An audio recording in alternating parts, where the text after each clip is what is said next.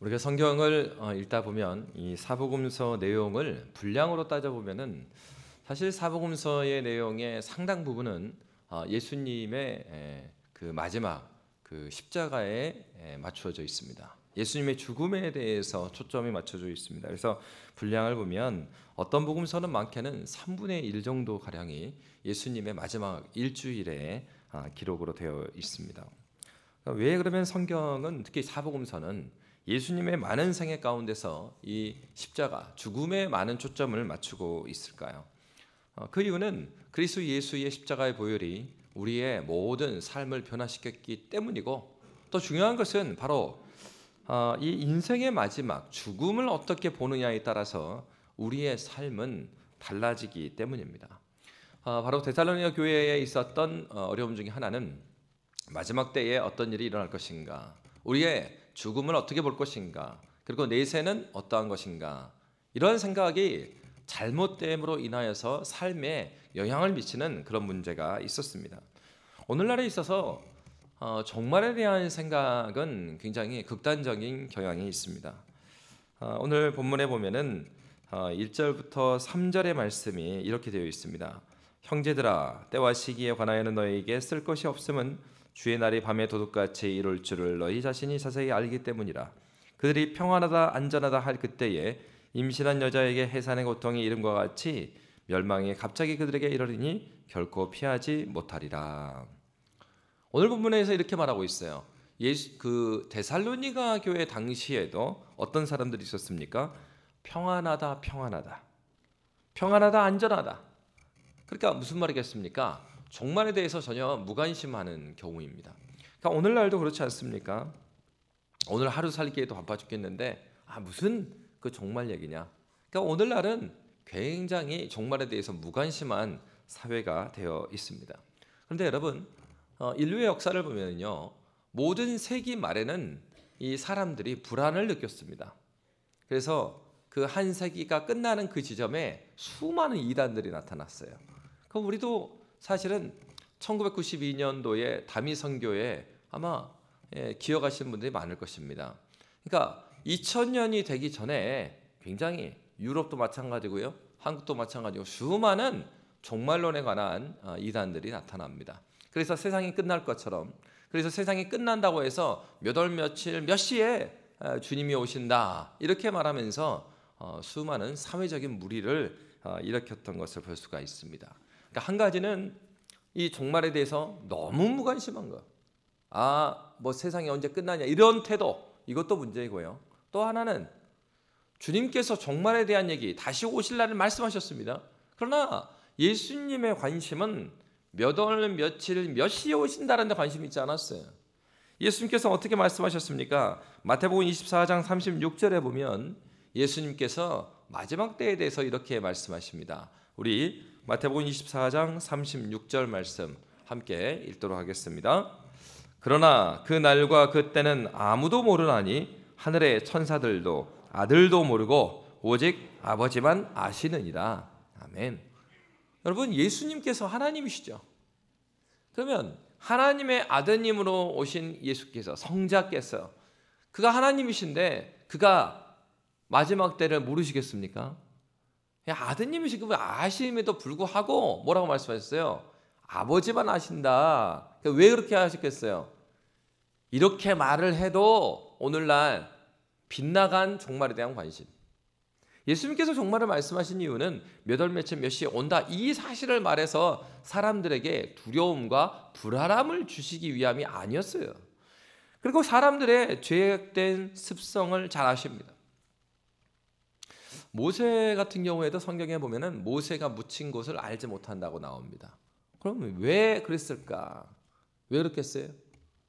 모세와 같이 하나님을 대면했던 그런 종의 무덤을 안다면 사람들은 모세를 우상숭배했을 거예요. 하나님보다 더 높였을 것입니다. 마찬가지예요.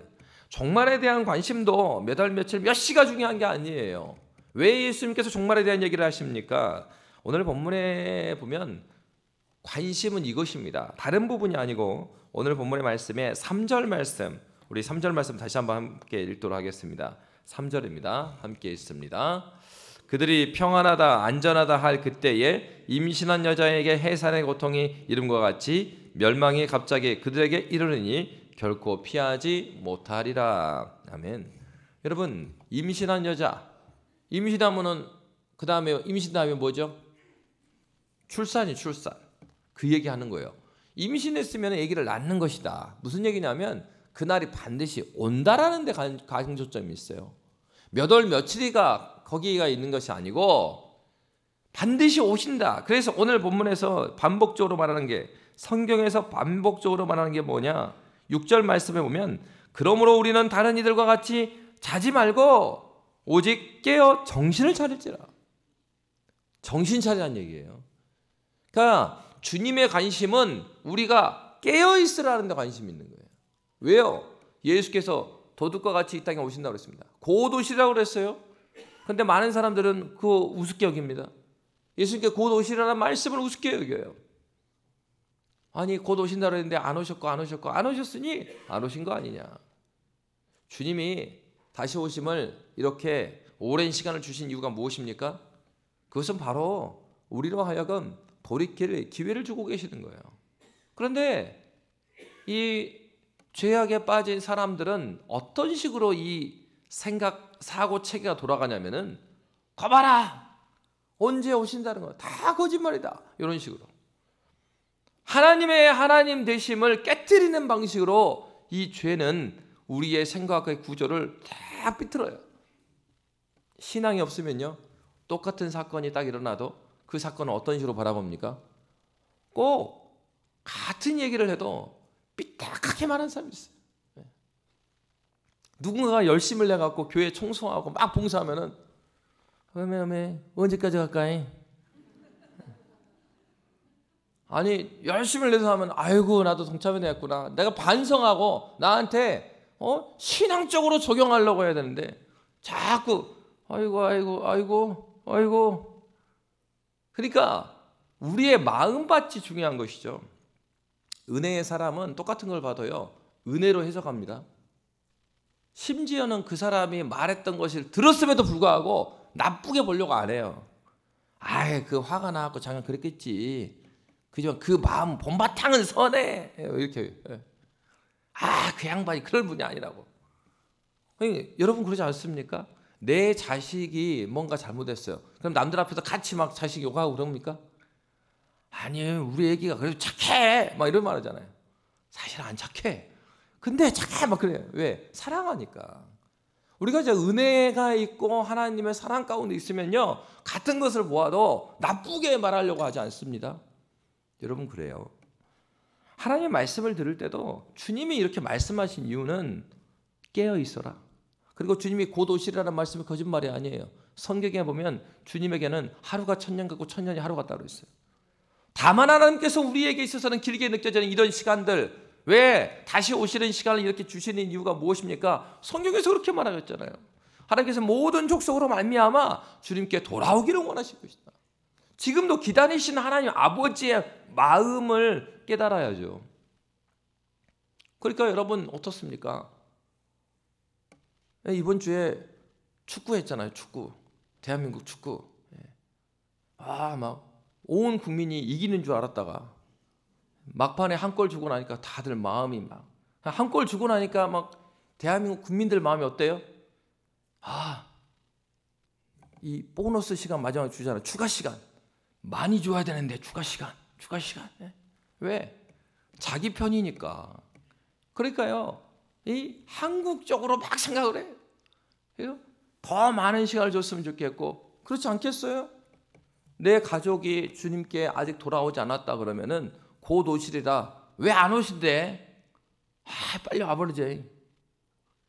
근데 사랑하는 사람이 구원받아야 되고 사랑하는 사람이 하나님 나라 백성 안 오면요, 그 마음이 조급해져요. 오히려 어떤 마음이 되겠어요?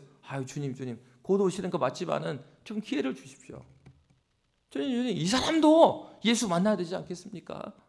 하나님 빨리 만나게 해주시고, 진짜 막 사랑하는 마음이 있으면요, 주님께 돌아오지 않은 가족이 있으면 막 가슴이 타요. 그런데 그렇지 않으면 어떻겠어요? 아이고 성경에 보면 곧 오시라 아직도 안 오셨네. 왜 이렇게 하시는 거예요? 하나님께서 우리를 사랑하심으로 우리뿐만 아니라 주님을 알지 못한 그 모든 자들이 주님께 돌아오기를 지금 애타게 기다리고 계세요. 탕자에서 비유해서 아버지가 저 동구 밖에 나가고 아들을 기다려요. 아들이 뭐 온다고 예약했어요? 아니에요. 매일매일 그 집 앞에 나가고 오늘 오려나 매일 보고 있었던 거예요. 아버지는. 하나님께서는 우리로 하여금 그 얘기를 하고 계시는 것입니다. 때가 마지막 때에 오신다 하는 것은 주님께서 반드시 오실 텐데 너희가 깨어 있어서 은혜의 해를 놓치지 말라는 것입니다. 주님의 마음은 거기에 있습니다.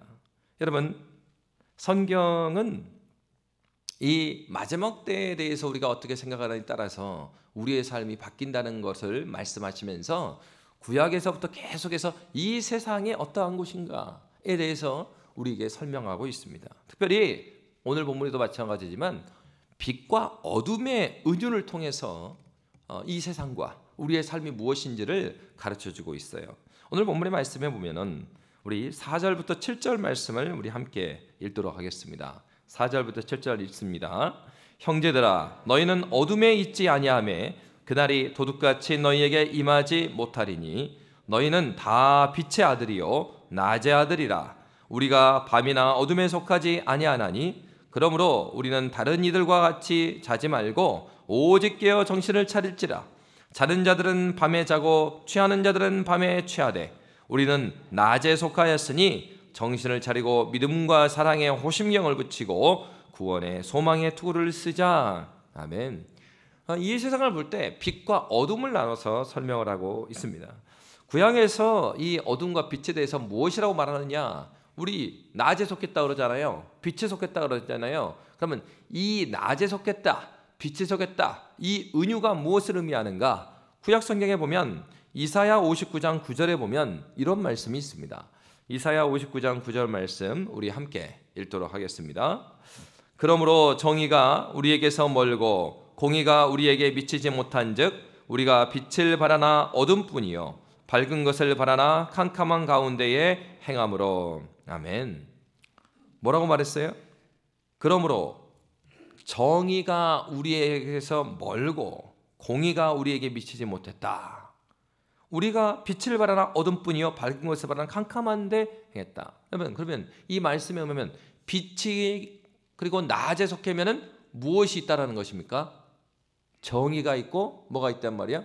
공의가 있다라는 얘기예요.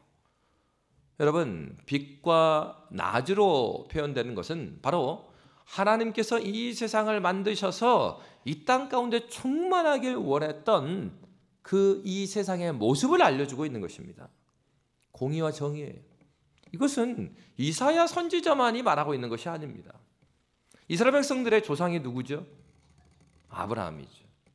유대인들은 그들의 조상은 아브라함이라고 말했습니다. 여러분, 창세기 18장 19절에 보면은 하나님께서 가나안 땅을 약속하셔요.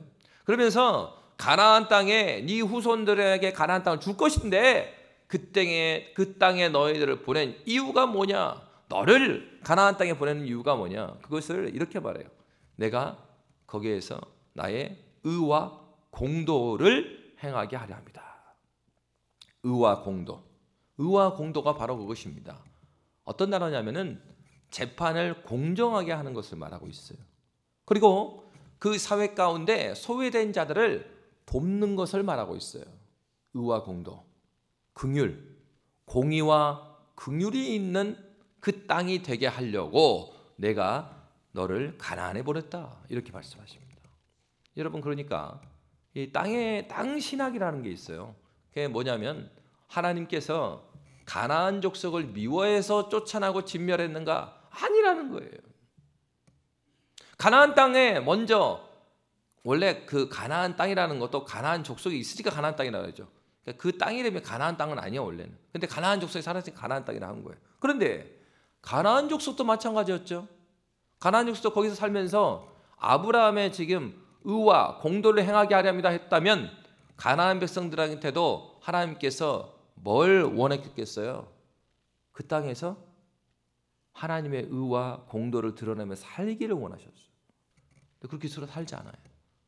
한마디로 그 땅에 렌트비가 있다고요. 월세가 있어요. 그 땅의 월세가 뭐냐? 의와 공도예요. 공의와 정의예요. 그리고 이 땅에 대한 사랑이에요. 그들은 그렇게 살지 않아요. 하나님께서 이 세입자를 바꾼 거예요. 누구로 바꿨어요? 이스라엘 백성으로 바꿉니다. 그러면은 이스라엘 백성들한테 들어가기 전에 말씀해 주시잖아요. 나의 의와 공도를 너희로 하여금 행하게 하려 합니다. 그럼 그들이 그곳에서 뭘 했어야 됩니까? 하나님의 공의와 하나님의 정의를 드러내는 삶을 살아갔어야 돼요. 그런데 그들이 그 땅에 들어가서 어떤 삶을 삽니까? 사사기는 이렇게 끝나고 있습니다. 그때에 이스라엘에 누가 없었다고요? 왕이 없었으므로 사람들이 자기 소견에 옳은 대로 행하였더라. 여러분, 이 세상에 우리가 존재하는 이유, 그리스도인들이 이 세상에 보내진 이유가 무엇입니까? 하나님 나라의 질서를 내가 보내진 그 자리에서 드러내도록 하시기 위해서 보냈어요. 그냥 어영부영 주일날 됐으니까 교회 오고 다시 일자리 가서 살고, 그것이 아니고 우리의 시민권은 어디 시민권이라고요? 하늘의 시민권이라. 그러면 하늘의 시민권이면 하늘의 시민권자답게 하늘의 법을 따라 살아가는 거죠. 그럼 하늘의 법이 뭡니까? 바로 이 얘기예요. 의와 공도, 공의와 정의. 여러분의 삶의 현장에서 하나님께서 보시기에 의롭게 살아가신 겁니다. 그러니까 세상의 기준을 볼 때 적당히 나 정도면 괜찮고 나 정도면 법 없이 산다, 그 말을 하는 게 아니에요. 세상의 법이 하나님의 공의와 정의와 일치합니까? 그렇진 않죠. 오히려 하나님 나라의 질서가 더 공의롭고 더 정의로워야 돼요. 그러면 그리스도인들은 어떻게 했습니까? 하나님께 앞에서 진실되게 살아가면서 세상 사람들은 다 에이 좋은 것이요 그렇게 지나가도 내 신앙 양심에 따라서 그곳에서 하나님 앞에서 정직하게. 그래서 신앙의 선배들이 무슨 얘기를 했습니까? 코람되어. 코람, 누구누구 앞에서라는 뜻이에요. 되어, 하나님 앞에서. 코람되어. 누가 그렇게 살았죠? 요셉이 그렇게 살잖아요. 보디발 장군의 집에 아무도 없습니다. 자기 혼자 있습니다. 그리고 보디발 장군의 부인이 자기를 유혹해요. 야, 보는 사람 없으니까 잠자리 같이 하자. 그러니까 요셉이 어떻게 말했습니까? 어떻게 내가 하나님 앞에서 이 큰 죄를 저지릅니까? 이게 코람되어죠.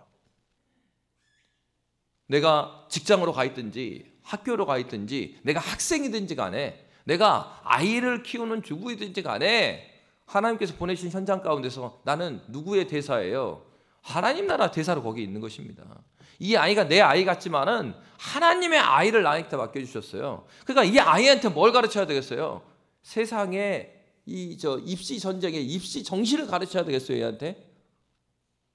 내가 하지 못한 공부를 왜 애한테 강요를 합니까? 자기도 그렇게 안 했으면서. 그러니까 세상의 정신을 주입하려고 하는 것이 아니라 하나님 나라의 공의와 정의가 무엇인지를 얘한테 가르쳐 줘야죠. 왜요? 얘는 지금 내 애 같지만은 먼저 하나님의 아이를 잠깐 맡긴 거예요. 우리의 역할은 잠시 맡겨준 사이에 데리고 있다가 얘가 자기의 신앙을 고백하고 그러면 떠나 보내야 됩니다. 왜요? 얘 사명자니까. 어둠 가운데 있는 이 땅을 빛으로 예수 그리스도가 오셨어요. 그래서 하나님 나라가 이미 시작되었습니다. 그럼 우리의 사명은 무엇입니까?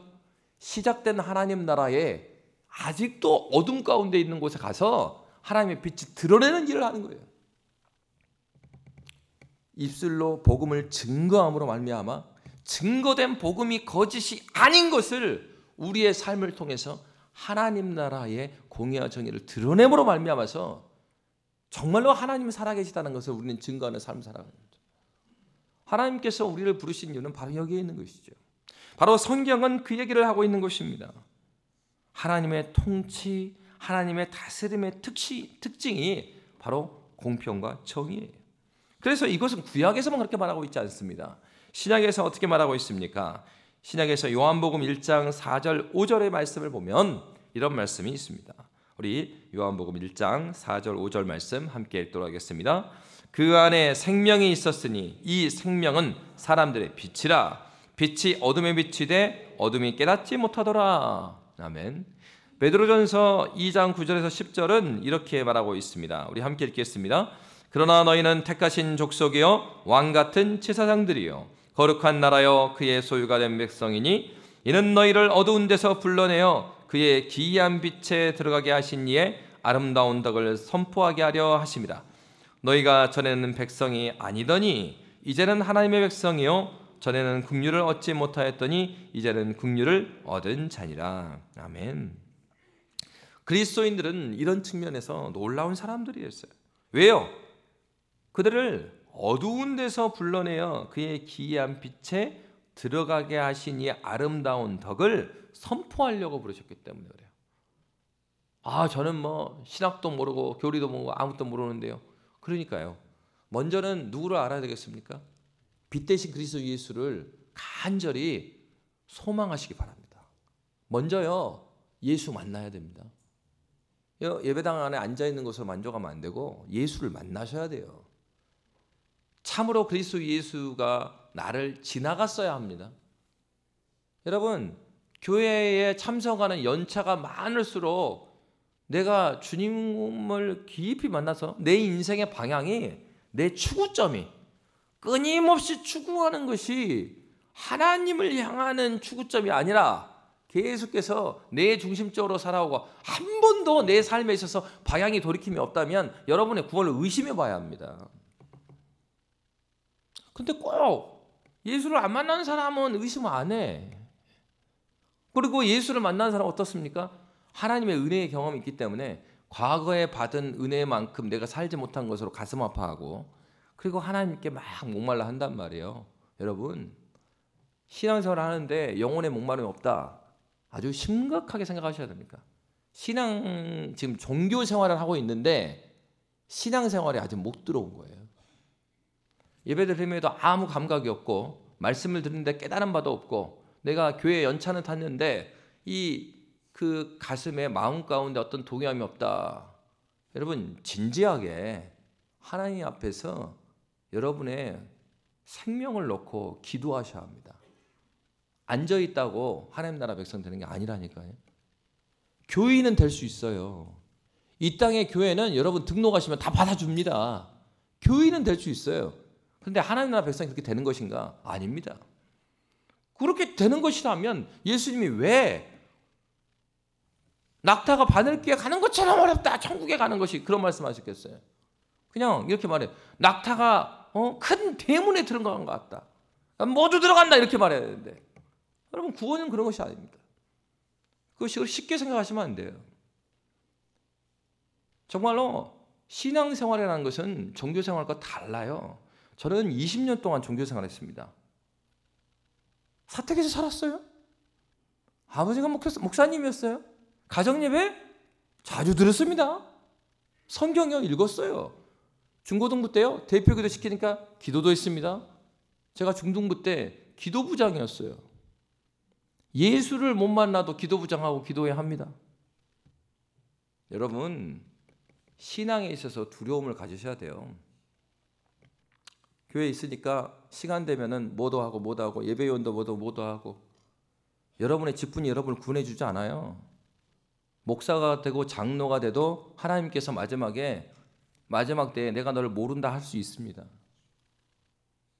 여기 다 앉아있고 아멘하고 안 하고 끄덕이니까 사람을 속일 수 있어요.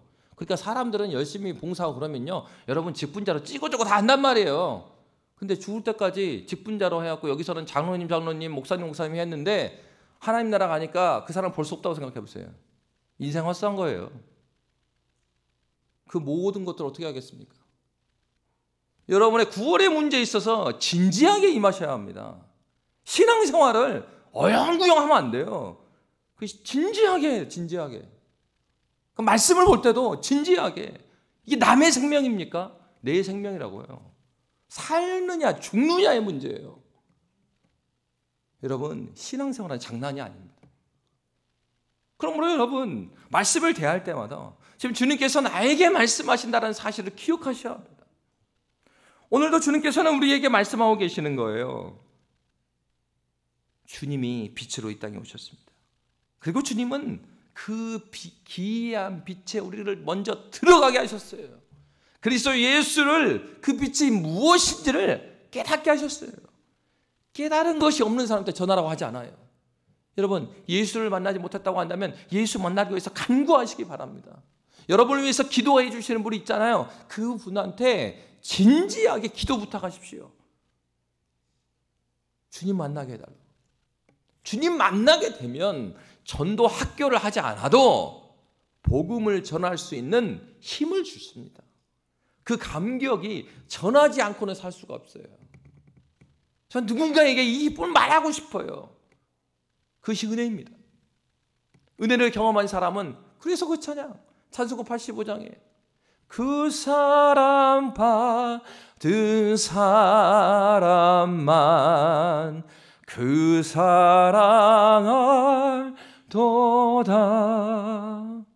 그 사랑받은 사람은 그 사랑이 무엇인지 알기 때문에 내 안에 계신 그리스도 예수를 담대히 증거할 수가 있는 것입니다. 우리 주님이 약속하셨어. 내가 너희를 떠나지 아니하리라. 그리스도 예수, 그분이 약속하신 바대로 성령은 우리 가운데 거하셔서 우리를 떠나지 않으십니다. 성령은 우리로 하여금 어떤 일을 하고 계십니까? 말씀을 깨닫게 하시고 우리의 말씀으로 말미암아 우리의 죄의 비참함이 무엇인지를 깨닫게 하시는 영이십니다. 그 성령께서 우리를 지금도 변화시키고 계십니다. 여러분, 신앙생활을 그냥 왔다가 가는 걸로 하시면 안 됩니다. 그냥 예배만 드리다가 왔다 갔다 그렇게 하지 마세요. 등록을 하십시오. 인터넷으로 혹시 예배 드리는 분 있다면 인터넷 신자 되지 마세요. 그거는 종교생활 뿐이에요. 신앙생활 아니에요. 주님의 몸된 지체로 교회에 나와서 우리 한 명 누구라도 목양관계에 있지 않고 신앙이 세워지는 사람 없습니다. 혼자서도 잘해요? 아니에요. 여러분, 성경엔 분명히 말하고 있습니다. 그리스도인들은 누구입니까? 우리 안에 거하시는 그 빛 대신 예수를 증거하지 않을 수 없어요. 후레쉬를 탁 켜보십시오. 후레쉬를 켰는데 빛이 나오는데 빛이 안 전해집니까? 불 다 꺼놓은 깜깜해요. 어젯밤에도 제가 11시에 예배당 왔어요. 그래서 불을 한번 탁 킵니다. 키면 뭐가 있는지 탁 보여요. 빛을 키면 이 앞에 있는 꽃꽂이가 딱 보여요. 키지 않으면 안 보여요. 내 안에 빛이 있으면 그 빛은요, 전파가 되지 않을 수가 없습니다. 다만 전도학교나 이런 훈련들은 좀 더 견고하게, 그리고 좀 더 자세하게, 좀 더 친절하게 전할 수 있는 길을 알려줄 뿐이에요. 그러나 그런 각종 학교들이 내 안에 빛을 만들어주는 건 아니에요. 이 빛은 성령께서, 주님께서 약속하신 바 은혜의 수단, 예배를 통하여, 그리고 기도를 통하여, 거룩한 성례전을 통하여서 하나님께서 우리에게 주시는 것입니다. 그러므로 여러분, 예배를 사모하십시오.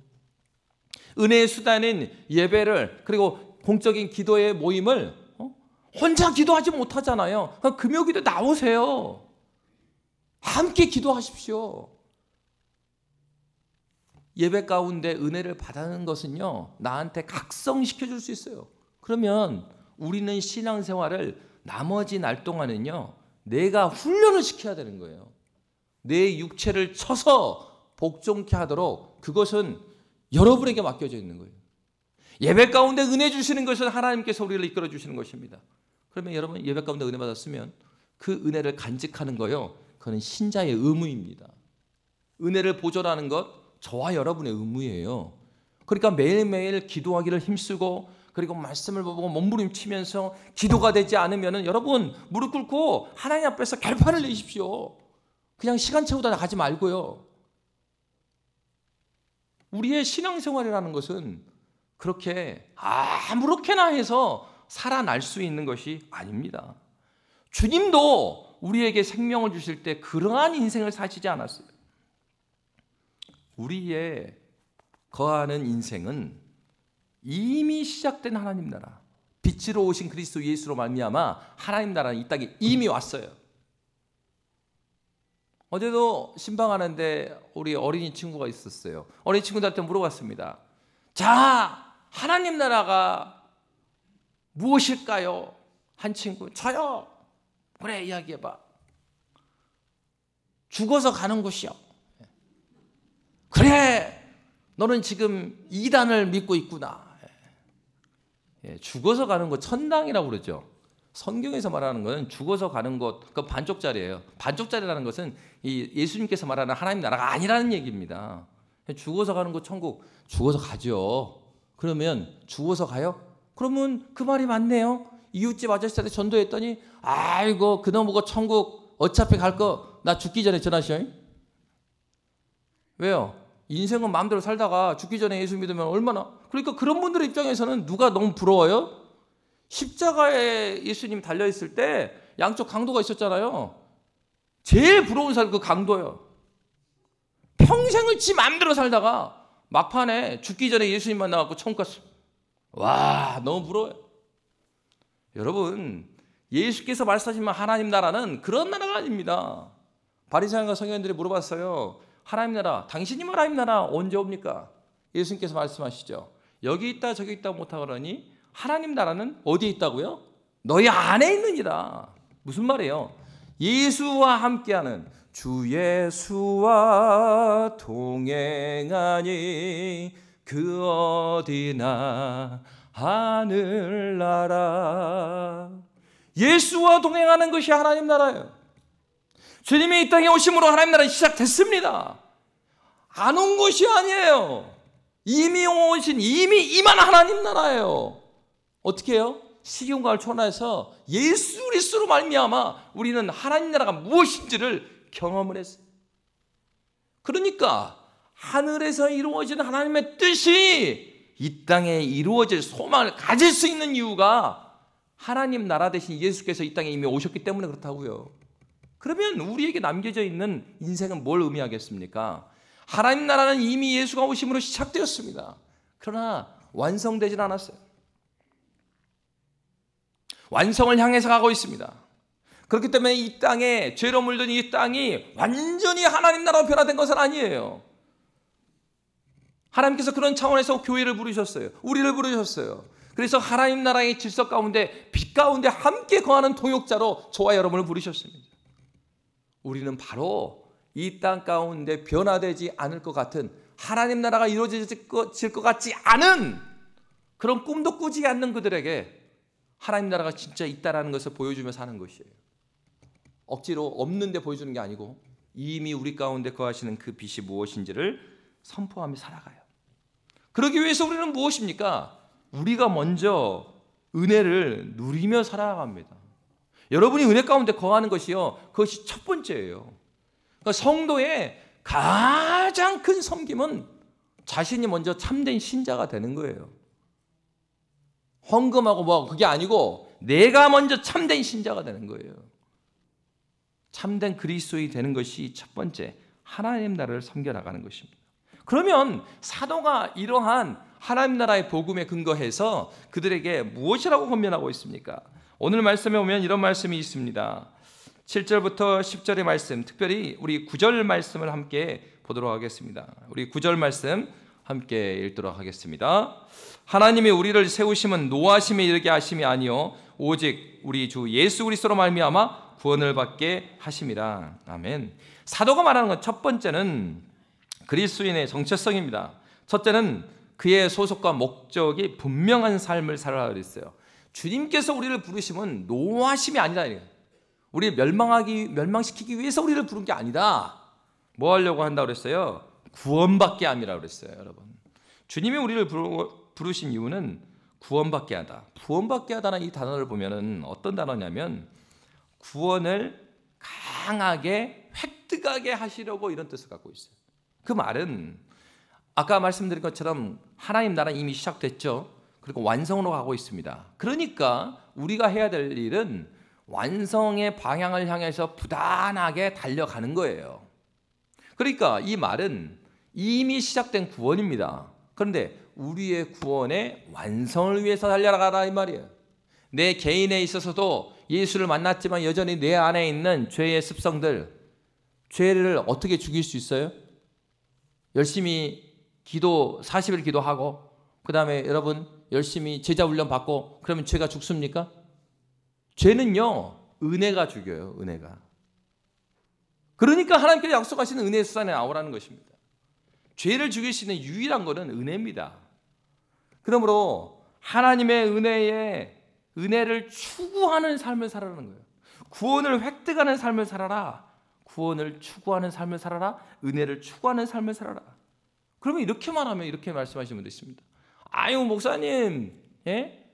저는요 나이가 많아갖고 내가 조금만 젊어도 뭘 할 텐데 나는 할 것이 없어요. 진짜 그런가 볼까요? 자, 요엘서입니다. 요엘서 2장 28절에 32절에 이런 말씀이 있어요. 자, 이 말씀을 함께 읽도록 하겠습니다. 예, 함께 읽습니다. 요거 누구든지가 28절부터 32절만 있습니까? 그러면 제가 읽도록 하겠습니다. 자, 28절부터 32절인데 제가 읽도록 하겠습니다. 그 후에 내가 내 영을 만민에게 부어주리니 너희 자녀들이 장래일을 말할 것이며 너희 늙은이는 꿈을 꾸며 너희 젊은이는 이상을 볼 것이며 그때에 내가 또 내 영을 남종과 여종에게 부어줄 것이며 내가 이적을 하늘과 땅에 베풀리니 곧 피와 불과 연기 기둥이라. 여호와의 크고 두려운 날이 이르기 전에 해가 어두워지고 달이 핏빛같이 변하려니와 누구든지 여호와의 이름을 부르는 자는 구원을 얻으리니 이는 나 여호와의 말대로 시온산과 예루살렘에서 피할 자가 있을 것이며 남은 자 중에 나 여호와의 부름을 받을 자가 있을 것임이니라. 아멘. 누가 꿈을 꾼대요? 너희 늙은이는 꿈을 꾼다. 자녀들이 장래일을 말할 것이고 너희 늙은이는 꿈을 꾸며 너희 젊은이는 이상을 볼 것이다. 내가 내 영을 만민에게 부어줄 때 그 후가 언제였습니까? 그리스도 예수께서 부활하시고 승천하시면서 약속하신 바 성령을 기다리라 하셨을 때 그들이 함께 기도했을 때 하나님께서는 약속하신 바 성령을 부어주셨습니다. 구약에서 성령께서 일하시는 바와 좀 다른 형태예요. 구약에서는 특정한 어떤 사람들, 하나님의 일을 쓰임받는 사람들에게 여호와의 신이 임하였다가 나가시고 그렇게 일하셨어요. 그러나 그리스도 예수께서 약속하신 바 그리고 오순절 성령 감리 사건 이후로는 우리가 예수를 만나는 순간 예수께서는 그의 영이신 성령께서는 우리 안에 거하십니다. 지금도 저와 여러분 안에 거하십니다. 떠나지 않으세요. 그래서 우리로 하여금 이 일을 하게 하시는 거예요. 자녀들이 장래일을 말할 것이며 너희 늙은이는 꿈을 꾸며 너희 젊은이는 이상을 볼 것이다. 제가 중국의 한 지역에 갔습니다. 그리고 선교사님을 만났어요. 그 지역을 담당하는 선교사님 한 200명의 중국 청년들을 굉장히 훈련을 잘 시키고 계신 선교사님이셨어요. 그 선교사님의 이야기를 들어봤어요. 이미 그때는 70이 넘었던 연세였습니다. 아니 선교사님 젊었을 때부터 여기서 사역을 하신 것입니까? 아니에요. 이 선교사님은 65세에 전도사 사역을 마쳤습니다. 수영로교회를 섬기셨습니다. 그런데 그 은퇴하고 나서 내가 은퇴하기에는 너무나 젊구나 그러면서 중국어도 못하는데 중국으로 가셨습니다. 그래가지고 어학연수를 65세에 하셨어요. 재밌죠? 그 대학교가 어학연수를 65세에 받아줬어요. 그래가지고 어학연수를 하고 있다 보니까 그 땅 가운데서 소망을 갖지 못하고 기숙사에서 막 자살하는 친구들을 몇 번을 봤어요. 이 전사님 마음이 불과 같았어요. 너무 안타까웠어요. 언어가 되지 않지만 더 열심히 공부하면서 캠퍼스에서 복음을 전하기 시작했습니다. 이렇게 살면 안 된다 너희들. 소망이 있다. 비전을 갖고 살아야 된다. 그러면서 그리스도 예수의 복음을 전하기 시작했어요. 은퇴해갖고 10년 정도밖에 안 되는데 벌써 거기에 제자들 한 200명 있고 그 제자들 중에 이 총신에 공부하러 온 사람들이 있고 한 명이 다 하신 거예요. 나이 많은 전도사님, 은퇴하신 전도사님이 그 일을 하신 거예요. 언어도 안 되고 아무것도 안 돼요. 나이 있으니까 안 된다고요? 아니에요. 이 말은 지금 은퇴하신 분들 다 선교지 가라는 얘기는 아닙니다. 하나님이 부르셔야 가야지 자기가 마음대로 가는 건 아니고. 그러니까 무슨 말이냐면 내가 나이도 오늘 성경에 보니까 나이가 많고 적음이 우리의 사명을 막을 수 없다는 얘기예요. 하나님의 역사를 주시면 나의 삶의 현장에서 하나님의 복음의 선포자로 충분히 살아갈 수 있는 그 힘. 내 나이, 남성이냐 여성이냐, 내 직장, 우리 하나님이 그 직장의 한계, 그리고 나의 성격의 한계, 그리고 나의 나이의 한계를 뛰어넘지 못하시는 하나님이라면 그 하나님 왜 믿습니까? 우리가 믿는 하나님 그런 하나님 아니란 말이에요. 여러분, 그렇습니다. 하나님께서는 그렇기 때문에 우리에게 복음 대신 주님을 주셨고, 그래서 성경은 우리에게 권면하고 있는 것이에요. 깨어 있으라고 합니다. 오늘 본문에서 그러면 어떻게 깨어 있는지 이렇게 말하고 있습니다. 우리 6절부터 8절까지 우리 함께 읽도록 하겠습니다. 6절부터 8절 함께 읽습니다. 다른 이들과 같이 자지 말고 오직 깨어 정신을 차릴지라. 자는 자들은 밤에 자고 취하는 자들은 밤에 취하되 우리는 낮에 속하였으니 정신을 차리고 믿음과 사랑의 호심경을 붙이고 구원의 소망의 투구를 쓰자. 아멘. 오늘 성경은 이렇게 말해요. 믿음과 사랑의 호심경을 붙여라. 호심경은 가슴에 다는 것입니다. 가슴을 방어해 주는 거예요. 무슨 말이냐면 우리의 정서에 대한 부분입니다. 정서를 지키라는 것이에요. 감정에 따라서 신앙생활하지 말라는 것입니다. 어떻게 해요? 믿음과 사랑으로. 그리스도 예수를 믿는 믿음이에요. 하나님의 언약을 믿는 믿음이에요. 말씀이 우리 가운데 바로 잡을 때 우리의 정서적인 요동침을 잡아줄 수 있어요. 여러분, 상담도 중요하고 뭐도 중요해요. 그렇지만 하나님 말씀이 여러분의 정서적인 요동침을 막을 수 있습니다. 그리스도 예수를 믿는 믿음이에요. 하나님 말씀을 믿는 믿음을 말해요. 사랑의 호심경, 그 말씀이신 그리스도 예수를 누가 보내셨어요? 성부 하나님께서 보내셨어요. 그 사랑이죠. 믿음과 사랑의 호심경, 말씀이 되신 그리스도 예수가 우리의 정서적 요동침을 잡아줍니다. 그럴 뿐만 아니라 구원의 소망의 투구를 써라. 투구는 어디를 보호해요? 머리를 보호하죠. 지성적인 튼튼함 가운데 거하라는 얘기예요. 구원의 소망의 투구다. 왜 소망이 생깁니까? 주의 말씀을 붙들고 있고 하나님께서 약속하신 바가 명확하니까 흔들리지 않는단 말이에요. 정서적인 공격, 그리고 우리의 지성적인 공격이 온다는 얘기입니다. 그것을 준비하라는 거예요. 여러분, 구원은 아무렇게나 이루어지지 않습니다. 혼자서 신앙생활하는 것도 아닙니다. 그렇기 때문에 사도는 오늘 본문 11절에 마지막에 이렇게 말하고 있어요. 우리에게 권면하는 거예요. 우리 다 같이 11절 말씀 함께 읽고 마치도록 하겠습니다. 함께 읽겠습니다. 그러므로 피차 권면하고 서로 덕을 세우기를 너희가 하는 것 같이 하라. 아멘. 신앙생활 혼자 하는 거 아닙니다.